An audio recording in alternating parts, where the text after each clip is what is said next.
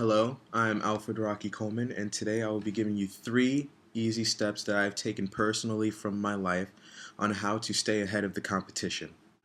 I think the first step in any filmmaker or RA kid's life is to actually get inspired by something. If you're not inspired by something, you can't expect other people to be inspired by the work that you do. And so, talk to like family members or just general people in your life. The history books, go back to like the dawn of time and start from there. There's always something new to find. Not everything has to just do with Greek mythology or wars or whatever. I mean, there's more to history than just that what you see on the movie screens today.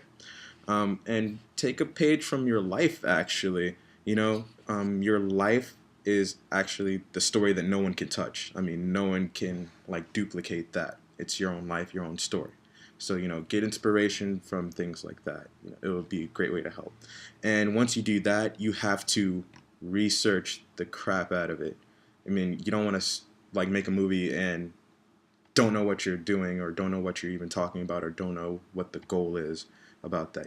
So just research, know what you're talking about, and just be inspired by the work that you do. Personally, I think the next step in this process would be collaboration because great minds will forever think alike. So, say you have this great movie idea and you're so excited, so you go tell your friends, but then they become excited from what you just told them and they kind of want in on what you're doing. Well, don't be afraid to do that because that's a great way to come up with original ideas. Since they're implicating their ideas, you can like mix it together and mold it and other things like that to make it kind of like an original masterpiece that probably J.J. Abrams or Steven Spielberg or anybody in the industry like hasn't thought of before. And who knows where that can actually take you in this industry.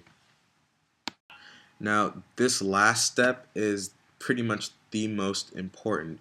It's going to save you kind of like a lot of trouble in the future. I mean, unless you want to become like Hester Pride from the Scarlet Letter, this is what you should not be: a biter. The definition of a biter means to copy someone else's style. So, say you're a big, I don't know, Edgar Wright fan, like I am. I love Edgar Wright and what he's done. But say you use his style, the same style that he used in Scott Pilgrim versus the World. And eventually, if you're going to keep using or riding his coattails, people are going to catch on to what you've done, especially him. And that's not ever a good thing.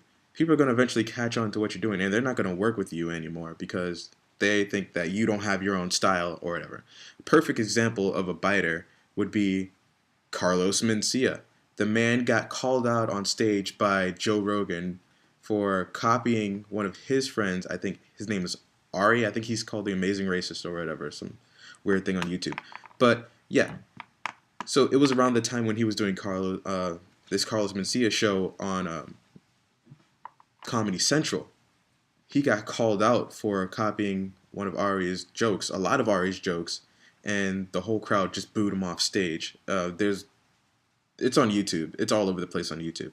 That's one thing you never, ever want to be in this industry. I think these 3 steps that I've given you actually like tie in together.